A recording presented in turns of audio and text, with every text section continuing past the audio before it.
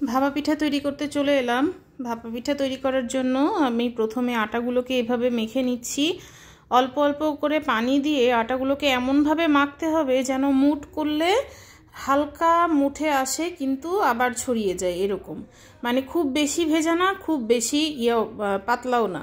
এই যে দেখুন হালকা দলা দলা আছে, এইরকম করে সুন্দর করে মানে মেখে নিতে হবে। এরপরে একটা চালনির সাহায্যে এইভাবে চেলে চেলে নিতে হবে যাতে পিঠার দানাগুলো সুন্দর নিচে মানে দানাগুলো সুন্দর মোটা মোটা হয়ে থাকে। এরপরে আমি পাতিল গরম করে নিচ্ছি। এই দেখুন গুড় লাগবে, নারিকেল লাগবে, আর লাগবে আটা। তো এই যে গুড়, নারিকেল, এবার আটাটাকে দেখিয়ে দিচ্ছি। আটাটা মাখানোর এবং চালার পরে এরকম হয়েছে।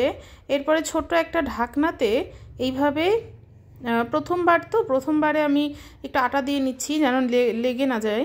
এবার একটু করে আটা দিয়ে এর মধ্যে ফাঁকা করে গুড় এবং নারিকেল দিয়ে দিতে হবে।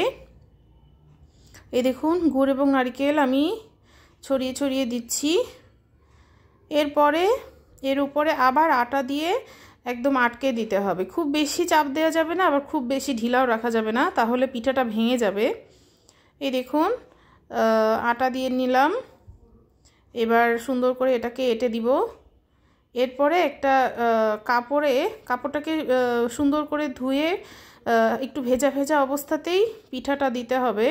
এইভাবে দেখুন পিঠাটার উপরে কাপড় দিয়ে এইবার যে পাতিলে পানি দিয়েছিলাম, পানি ফুটন্ত অবস্থায় আসলে ভাপ উঠবে, এরকম একটা অবস্থায় আমি পিঠাটাকে দিয়ে দিলাম। এরপরে দেখুন এইভাবে খুব সাবধানে নামাতে হবে যেন পিঠা না ভেঙে যায়। এবার এইভাবে কাপড়টাকে মুড়িয়ে পিঠাটাকে ঢেকে দিতে হবে। এরপরে পিঠা হয়ে এলে এটাকে চামচ দিয়ে সাবধানে নামাতে হবে, হাত দিয়ে নামাতে যাবেন না, তাহলে কিন্তু হাতে আগুন মানে ভাপটা লেগে হাত পুড়ে যেতে পারে। একটা নামিয়ে আরেকটা পিঠা রেডি রেখেছিলাম, সেটাকেও দিয়ে দিলাম। এই দেখুন এইভাবে সুন্দর করে আবার মুড়িয়ে দিতে হবে।